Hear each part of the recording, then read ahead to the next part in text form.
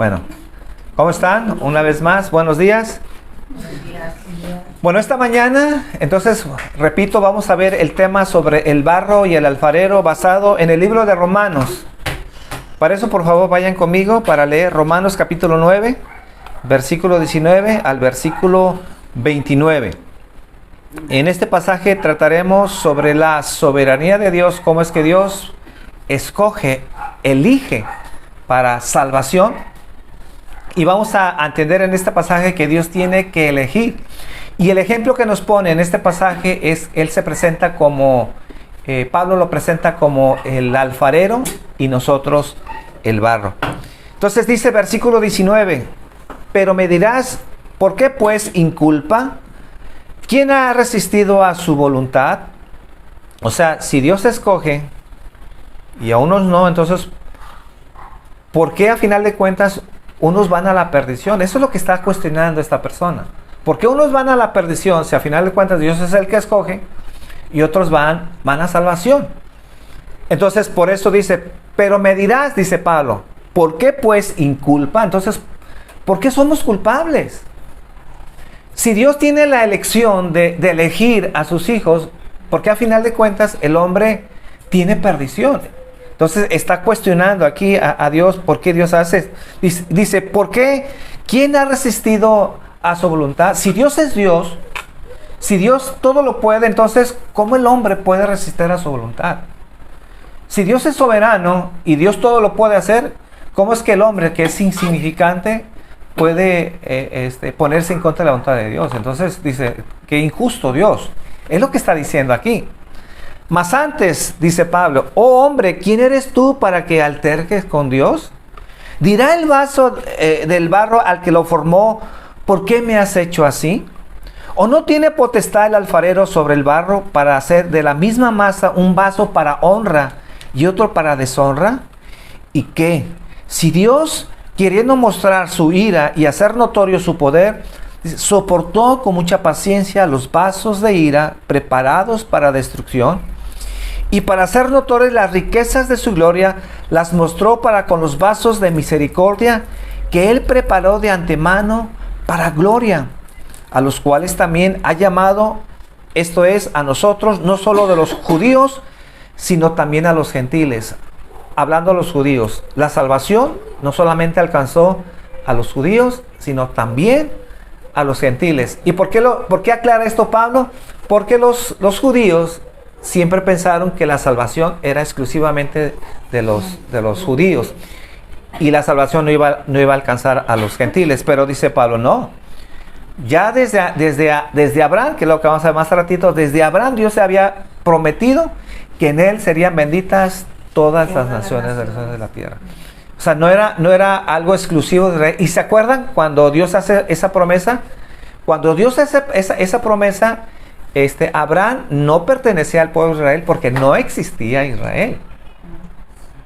Entonces, cuando Dios hace esa promesa, no se la está haciendo al pueblo de Israel, se la está haciendo que todos los que creyeran como Abraham, porque Abraham fue justificado por la fe, que ya lo vimos, ¿de acuerdo? Ese tema anteriormente, sí. Creo que fue el año pasado, en diciembre, Dios lo justificó. Y Dios prometió a Abraham que a través de esa fe serían benditas las naciones, ¿verdad? Todo aquel que creyera a través de la fe, Dios lo iba a salvar. Dice versículo 25, como también Oseas dice, llamaré pueblo mío al que no era mi pueblo y a la no amada, amada. Y en el lugar donde se le dijo, vosotros no sois pueblo mío, allí serán llamados hijos de Dios viviente. También Isaías clama tocante a Israel, si fuera el número de los hijos de Israel como la arena del mar, tan solo el remanente será salvo. Porque el Señor ejecutará su sentencia sobre la tierra en justicia y con prontitud. Y como antes dijo Isaías, si el Señor de los ejércitos no nos hubiera dejado descendencia, como Sodoma habríamos venido a ser, y a Gomorra seríamos semejantes. Es decir, no quedaría nada de la nación de Israel si Dios no hubiera escogido. Pablo está diciendo, no presuman. No crean que porque son judíos, ustedes tendrían la salvación. En realidad, si hay salvación y si algunos son salvos, es porque Dios eligió, es porque Dios rescató. De lo contrario, si Dios no hubiera hecho nada, dice, hubiéramos sido como Sodoma y como Gomorra. Padre, esta mañana te quiero dar gracias, Señor, danos entendimiento, danos sabiduría, para que podamos entender, Señor, este pasaje, Señor, en donde tú revelas tu soberanía, Señor, que tú tienes el derecho de hacer con el barro lo que tú quieres, Señor. Y que esta mañana, Señor, podamos entender, Señor, entender quiénes somos nosotros ante ti, Señor. Nos comparas como ese barro, Señor. Ese barro, Señor, que solamente debe ser moldeado, Señor, y por el alfarero. Y que nosotros debemos de entender, Señor, que tú tienes el derecho, que tú tienes la autoridad, que eres soberano para hacer de nosotros lo que tú quieras, Señor. Solamente te pedimos esta mañana que podamos entender quién eres tú realmente y quiénes somos nosotros, para dejar de cuestionar como se presenta en este pasaje, Señor. Y que en vez, Señor, de criticar tus cuestiones, en vez, Señor, de querer entender, Señor, lo que tú haces, que podamos tener esta mañana humildad, Señor, en nuestras vidas. Porque en la medida que entendamos quién eres tú, Señor, eso debe de quebrantar nuestro corazón, Señor. No permitas que seamos altaneros, Señor, que seamos orgullosos, o que nos sintamos con el derecho, Señor, de poderte reclamar, cuando en realidad, Señor, somos barro, Señor, somos polvo, y nada somos ante ti, Señor, esta mañana, Señor. Entonces, aquí en este pasaje hay un reproche de por qué Dios elige, ¿verdad? ¿Por qué Dios elige a unos y a otros no? ¿Por qué unos se salvan y otros no se salvan? Entonces, se levanta una objeción de este pasaje porque Dios escoge de antemano. Ahora, este pasaje no está hablando, o la pregunta no es, como muchos dicen, no, es que Dios ya sabía quiénes lo iban a elegir, quiénes iban a tener fe, y entonces Dios escoge de antemano a aquellos que iban a decidir por Cristo. No, esa no es la cuestión. Aquí la cuestión es, ¿por qué Dios escoge a unos y a otros no? Entonces, el oponente de Pablo entonces entendía perfectamente lo que estaba Pablo enseñando en este pasaje, pero llegó a conclusiones equivocadas. ¿Y por qué decimos que llegó a conclusiones equivocadas? Porque se sentía con el derecho de cuestionar a Dios, sus decisiones. Y muchos de nosotros cuestionamos a Dios, porque a veces pasan las cosas, porque no suceden ciertas cosas, ¿verdad? Y nos sentimos con el derecho de reclamarle a Dios. Entonces los oponentes de Pablo están diciendo que si Dios es soberano en la salvación, entonces yo no soy culpable. Si Dios elige, entonces ¿por qué Dios nos inculpa? Entonces no somos responsables entonces de nuestros pecados. Y aún entonces las personas se enojan con Dios. Pero Pablo en este pasaje, Pablo no está tratando con creyentes confundidos, con creyentes que de repente le estaban diciendo, bueno Dios, enséñanos sobre tu soberanía, ¿cómo es que tú eliges a la gente? No, esa no era la pregunta. Aquí el cuestionamiento es de que estaban enojados con Dios porque Dios hace las cosas como las hace. Entonces el oponente de Pablo estaba indignado, estaba criticando la forma de actuar de Dios, diciendo cómo Dios se atreve a juzgar a los hombres o a juzgarme a mí si a final de cuentas nadie puede resistir a su voluntad. Entonces lo que va a hacer Pablo no es contestar a la pregunta de esta persona, porque nunca contesta esas preguntas, sino se va al medio del asunto, el problema del corazón del hombre. ¿Y cuál es el problema del corazón del hombre? Que no entiende quién es Dios y no entiende quién es el hombre. Pablo lo que va a tratar de hacer es poner en su lugar al hombre, que el hombre entienda quién es y que el hombre pueda abrir su corazón para que pueda saber ante quién se está enfrentando, quién es ese Dios. Entonces lo primero que hace Pablo, como número uno, con su oponente, es hacerle ver la distancia infinita que hay entre Dios y sus criaturas. Dice el versículo 20, mas antes, oh hombre, ¿quién eres tú para que alterques con Dios? Dirá el vaso del barro al que lo formó, ¿por qué me has hecho así? Entonces lo primero que hace Pablo es ubicarnos. ¿Quiénes somos nosotros ante Dios? ¿Quiénes somos nosotros? Por ejemplo, nosotros de alguna manera podemos compararnos con los ángeles. Sí hay una comparación con los ángeles, pero aún así cuando nosotros nos comparamos con los ángeles, hay una distancia finita. Los ángeles son mayores que nosotros. ¿Por qué? Porque no son pecadores, ¿verdad? Tienen un lugar especial. ¿Podríamos compararnos con los ángeles? Pues de alguna manera sí, porque es una distancia finita. Pero cuando el hombre se compara con Dios, hay una distancia infinita. No hay manera de medir lo que es Dios y lo que es el hombre. Entonces, de hecho es incongruente que nosotros nos querramos comparar con Dios. ¿Podemos compararnos con los ángeles? Pues de alguna manera yo digo que sí. Pero hay mucha distancia entre los ángeles y nosotros. Y yo digo, es una distancia finita, ¿verdad? No es algo inalcanzable. Porque algún día nosotros seremos santos como los ángeles, ¿verdad? Llegaremos a estar en el cielo, pero nunca como Dios. Entonces nosotros no nos podemos comparar con Dios. Entonces Pablo está diciendo que solo hay un Dios verdadero y ese Dios no somos nosotros. Ese Dios es Él. Que nosotros somos hombres pecadores y que para el colmo, siendo pecadores, nos sentimos con el derecho de criticar a Dios. Y que obviamente es una absurda idea el hecho de cuestionar a Dios y atrevernos a criticar lo que Dios hace. Pero Dios es el alfarero, dice Pablo, que Él tiene el derecho de hacer con el barro lo que Él quiere. Si Dios decide hacernos platos, nosotros no podemos decir, bueno, ¿por qué me hiciste plato si yo quería hacer una taza? A ver, Dios, ¿por qué me hiciste plato si yo quería hacer una taza? Dice Pablo, nosotros como barro no tenemos el derecho de hacer eso. Y miren cómo Dios ilustra a Jeremías su soberanía.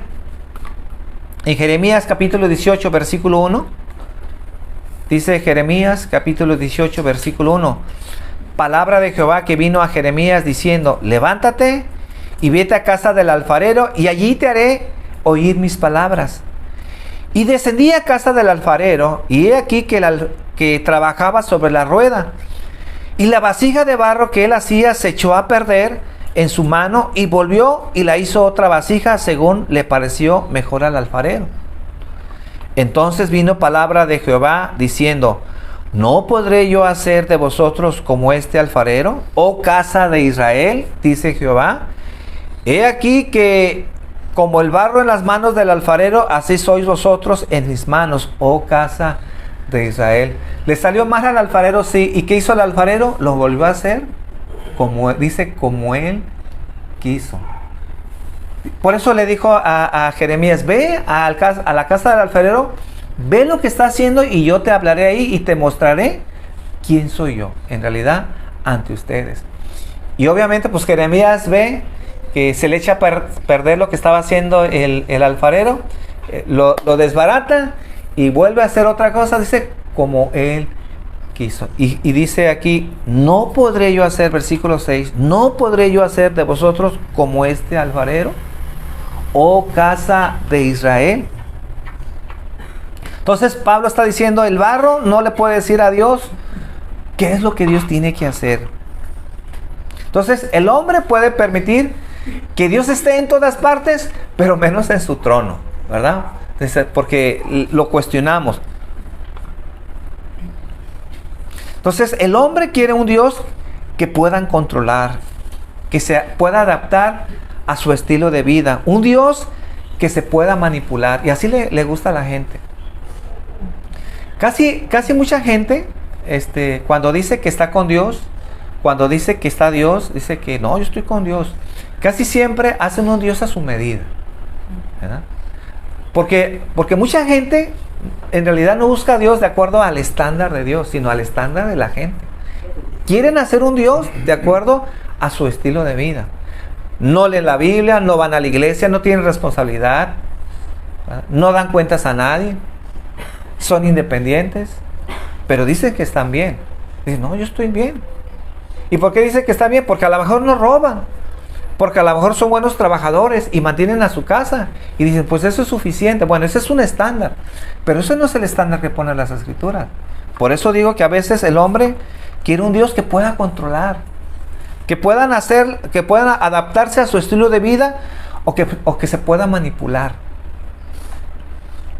Mucha gente cuando dice que está bien con Dios, y yo veo que tienen 2 o 3 años, como hace poquito hablé con una persona que tiene como más de 5 años que no se congrega, dices, ¿qué? Es que tú has hecho un Dios a tu estándar. ¿Y por qué? Porque eres una persona que no te congregas. Y Dios dice que debemos de congregarnos, ¿verdad? Pero la gente cree que está bien. Entonces el hombre no tiene derecho a cuestionarnos. Y cuestionamos a Dios cuando Dios es el que sostiene nuestra vida. Si Dios quisiera, podría quitarnos la vida. Mas sin embargo Dios es paciente, aun cuando nosotros le criticamos. Entonces nos cuesta mucho trabajo entendernos a nosotros mismos, y aún así queremos que Dios nos explique lo que Él hace. Él es Dios, hay que entender, y nosotros polvo.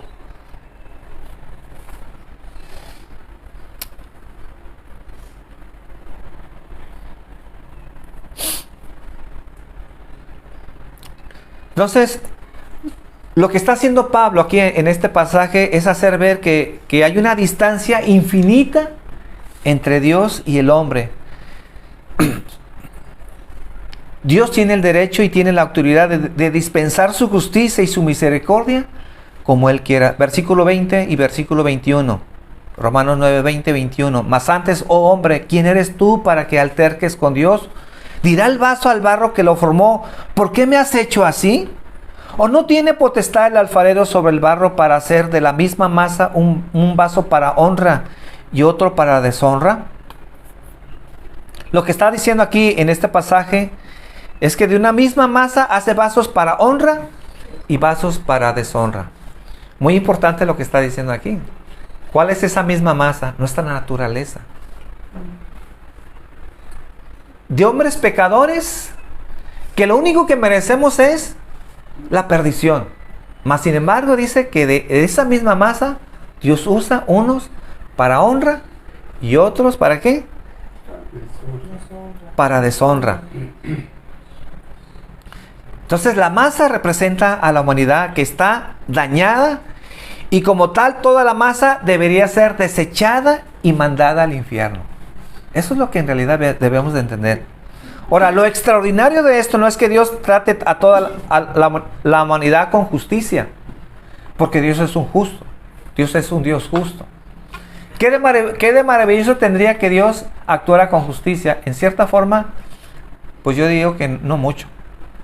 Porque si Dios es justo, si Dios es santo, pues ¿qué deberíamos de esperar de Dios?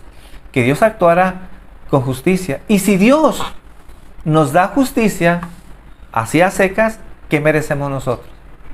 Condenación. Por eso digo, eso no tiene nada de extraordinario. ¿Por qué? Porque la masa debería ser desechada y mandada al infierno. Lo que sí nos debe de sorprender de esta masa es que Dios, en cierta forma, de algunos tiene misericordia. Entonces la pregunta no es si Dios hace justicia, porque a todos puede impartir justicia, y si Dios imparte justicia, todos merecemos la condenación. La pregunta debería ser es por qué, si algunos mereciendo el infierno, Dios tiene misericordia de nuestras vidas. Porque es más fácil entender que Dios imparta justicia, porque si Dios imparta justicia, un juez justo, ¿qué debemos de esperar? Que sea justo, que sea correcto, que no se deje sobornar, que practique la justicia como debe de ser. Y si Dios nos da justicia, debemos tener perdición. La cuestión aquí es, ¿por qué algunos que merecemos el infierno, Dios tiene misericordia? Esa debería ser la pregunta.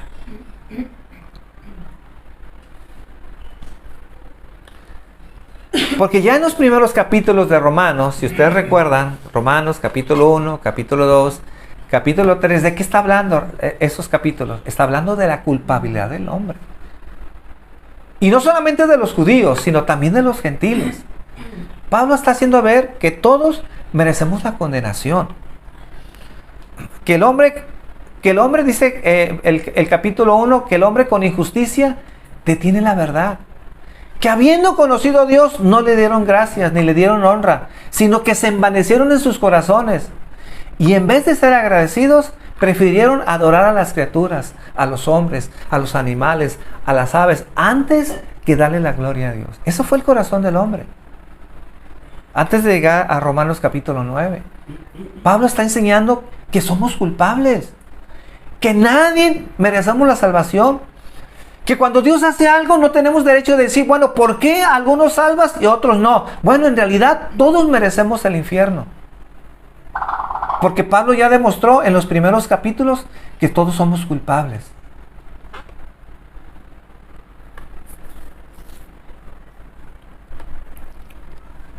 Entonces, Dios es soberano. Dios puede hacer de nosotros lo que Él quiera. Pero Dios nunca, mis hermanos, eso hay que entenderlo, pero Dios nunca manipula al hombre para que lo rechace. El hombre es responsable de sus actos. Entonces, Dios tiene el pleno derecho de manifestar su gloria, otorgándoles misericordia al que Él quiere y tratando con justicia a los demás. Porque si Dios a algunos manda al infierno, no está obrando con injusticia. ¿Qué les está dando? Justicia. Nadie le puede decir a Dios, es que eres injusto. No, Dios está obrando con justicia. Pero Dios, siendo soberano, tiene el pleno derecho de manifestar su gloria, otorgándole misericordia a quien Él quiere. Y cuando hablamos de misericordia, no estamos hablando de algo que Dios le deba a alguien, sino que Dios lo otorga por su puro beneplácito y por su pura voluntad. Justicia nos debe a todos, porque es lo que Dios debe de hacer. Pero misericordia es algo que a nadie debe Dios. Dice Romanos 9:22, ¿y qué si Dios, queriendo mostrar su ira y hacer notorio su poder, soportó con mucha paciencia los vasos de ira preparados para destrucción? Y para hacer notorias las riquezas de su gloria, las mostró para con los vasos de misericordia que Él preparó de antemano para gloria, a los cuales también ha llamado, esto es, a nosotros, no solo a los judíos, sino también de los gentiles. Entonces, este pasaje nos enseña que tanto en su justicia como en su misericordia hace notar su poder y su riqueza de gloria. ¿Y cómo es esto? En primer lugar, Dios es paciente con los pecadores. ¿Por qué es lo que está diciendo ahí? Dios soportó con paciencia a los pecadores. ¿Y por qué dice que Dios soporta con paciencia a los pecadores? Porque desde el momento en que tú te levantaste y tal vez tuviste un mal pensamiento, una injusticia, un altercado, Dios tiene el derecho de quitarte la vida. Pero más sin embargo, ¿qué hace Dios? Es paciente. ¿Y por qué Dios es paciente? Porque aún muestra su bondad con aquellos que les permite vivir, aunque son pecadores, y aunque reniegan contra Dios, les permite vivir. ¿Para qué? ¿Para que sigan pecando? No. Para que se puedan arrepentir. Si Dios nos permite vivir el día de hoy, y si la gente que nos está escuchando a través de esta enseñanza tiene vida y sabe que está mal con Dios, bueno, si tiene vida es porque Dios le sigue permitiendo tener vida para que se pueda arrepentir.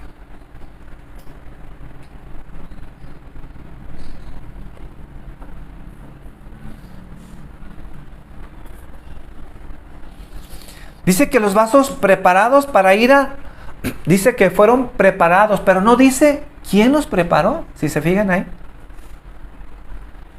Esto queda ambiguo.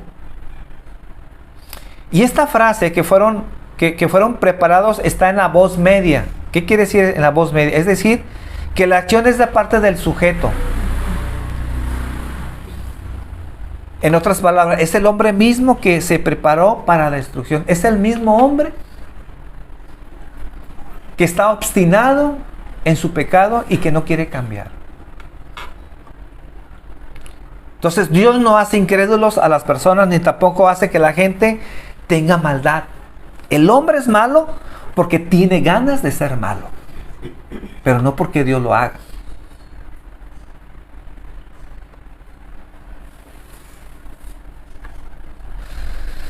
Entonces es muy importante que no solamente entonces resaltemos el amor de Dios, sino también hay que resaltar la justicia de Dios. Si no resaltamos la justicia de Dios, no se entiende el amor de Dios. ¿Cómo sabemos del amor de Dios? Porque Él dio su vida por nosotros. ¿Y cómo entendemos su justicia? Porque cuando Dios nos amó y nos salvó y nos perdonó, no es que se olvidó de su justicia, ni que se hizo ojo de hormiga y entonces dijo, bueno, pasó por alto los pecados, como muchos enseñan. Es que Dios pasó por alto sus pecados y los tiró al mar y se olvidó de nuestros pecados. No, Dios no hizo eso. Dios pagó nuestros pecados y por eso fue a la cruz. No es que nos perdonó y se olvidó de nuestros pecados y bueno, pasó por alto su justicia y nos amó tanto que ya borró nuestros pecados. No, fue a la cruz, mostró su amor, tomó nuestro lugar, pero pagó lo que nosotros debíamos. Por eso digo que es muy importante que no solamente resaltemos el amor de Dios, hay que resaltar también su justicia. Y cuando resaltamos su justicia quiere decir que Él murió por nuestros pecados.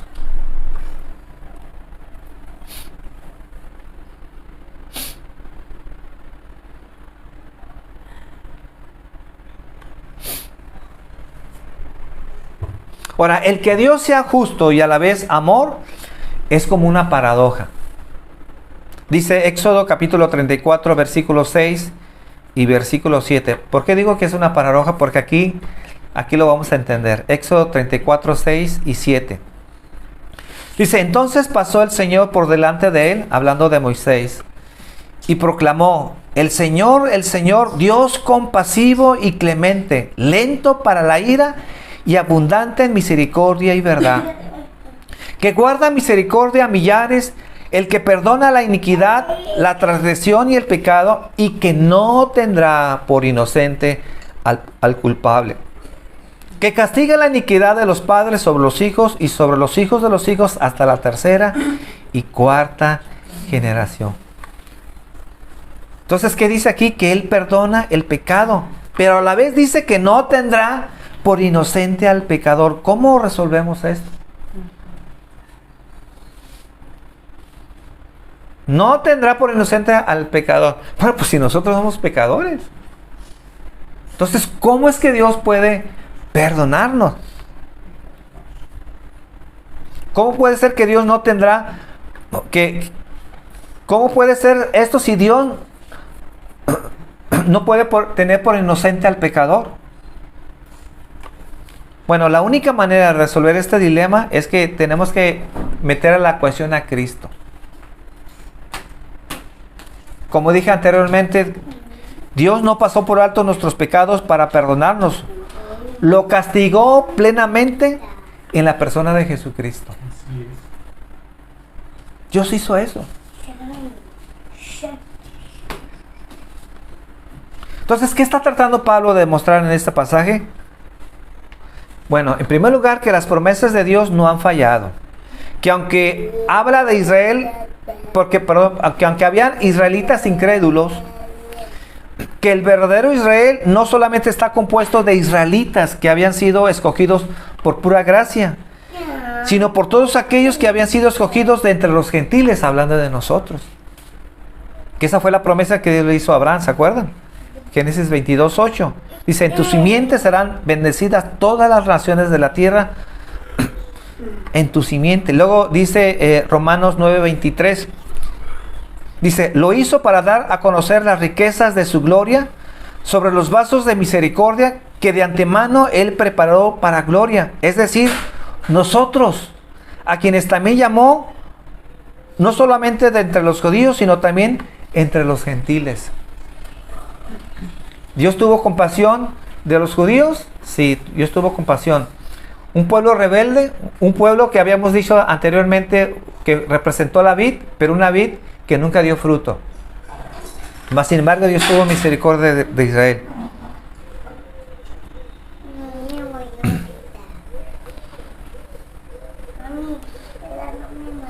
Para terminar, ¿qué aprendemos de este pasaje? Tres cosas para concluir. ¿Qué aprendemos de este pasaje? En primer lugar, que no debemos de suavizar la doctrina para defender a Dios, porque Dios no necesita ser defendido por nadie. Existe la tentación de suavizar la doctrina por no ofender a la gente. Cuando hablamos de la soberanía de Dios, y sobre todo cuando hablamos de que Dios escoge, a veces no nos gusta hablar de esos temas, pero no necesitamos callar o no necesitamos sentirnos avergonzados, sino simplemente necesitamos mostrar lo que dicen las Escrituras. Porque si hay algo que no nos gusta, porque a ti no te gusta, y no te gusta lo que dice la Escritura, entonces tenemos un problema con Dios. Hay muchas cosas que a mí me sorprenden y que de momento no entiendo y que me es difícil explicar a veces. Pero si las Escrituras lo dicen, entonces ¿qué nos toca hacer? Creerle a Dios y descansar en Dios. ¿Qué es lo que estaba haciendo Pablo? Y en vez de sentirnos de tratar de defender a Dios, mejor mostremos la grandeza de Dios. Y así como dije al principio, en vez de estar sorprendidos de cómo Dios imparte justicia, que eso es lo que debe hacer Dios, debemos estar sorprendidos cómo Él imparte su misericordia en vasos que no merecemos la misericordia de Dios.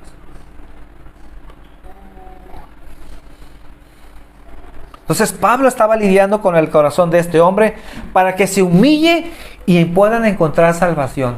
Una persona que alterca con Dios, una persona que está cuestionando a Dios, una persona que obviamente no está yendo a la salvación. Pero Pablo lo que está tratando con este hombre es decir, en vez de estar altercando con Dios, primero entiende quién es Dios y quién eres tú. Dios es el alfarero y tú eres el barro. Y si entendemos quién es Dios y tú eres esto, entonces ¿qué es lo que va a hacer el corazón? Se va a quebrantar y se va a humillar. Y un corazón quebrantado y humillado es un corazón que Dios exalta. Que aunque de momento no entendamos lo que Dios hace, que aunque de momento no tengamos todas las respuestas, poder descansar y entender quién es Dios y quiénes somos nosotros. Entonces no domestiquemos a Dios para que los sintamos menos ofensivos a los incrédulos. No hagamos eso. No rebajemos a Dios. No hagamos un Dios humano. Él es Dios. Él es diferente a nosotros. Y a veces lo que Él hace no alcanzamos a entenderlo, pero a su tiempo Dios nos irá enseñando. Aprendemos también en segundo lugar que en vez de preguntarnos por qué Dios salva a unos y a otros no, más bien deberíamos preguntarnos por qué me salvó a mí siendo que fui pecador y rebelde. Esa es la pregunta. ¿Por qué Dios nos salvó a nosotros? ¿Por qué Dios me salvó a mí? Seguramente hay mucha gente que se siente digna de la salvación. Porque hace buenas obras, porque va a la iglesia, porque ofrenda, porque dice que no es pecadora. Y hay gente que se siente meritoria a la salvación. No, Pablo está diciendo, nadie es meritoria a la salvación. Tenemos salvación solo por gracia. Y en tercer lugar, aprendemos que debemos reconocer nuestras limitaciones y aceptar que no podemos saberlo todo ni entenderlo todo. Pregunto, ¿cuántas herejías han surgido en la historia de la iglesia? Porque hay hombres que han querido explicar lo que es inexplicable. ¿No se han preguntado a veces por qué Dios no salvó a toda la humanidad? ¿Dios lo podía hacer? Sí. Pero ¿por qué Dios no lo hizo? ¿Por qué Dios tuvo que condenar a unos y salvar a otros? Yo no tengo una respuesta. Eso no quiere decir que Dios sea injusto, porque ya entendimos que Dios es justo. Y a la mera hora Pablo está demostrando en el libro de Romanos que todos merecemos la perdición eterna. Entonces, la cuestión no es por qué vamos al infierno, porque estaríamos equivocados. Pero ¿cuál es la cuestión? Cuestionamos por qué vamos al infierno, ¿sí o no? Sí. ¿Por qué Dios me manda a mí al infierno? ¿Por qué Dios tiene que mandar al infierno? No, esa no es la pregunta. La gente cree que tiene razón, que la gente cree que Dios está mal. No, Dios es justo y merecemos el infierno. ¿Por qué Dios me salva pese a lo que somos?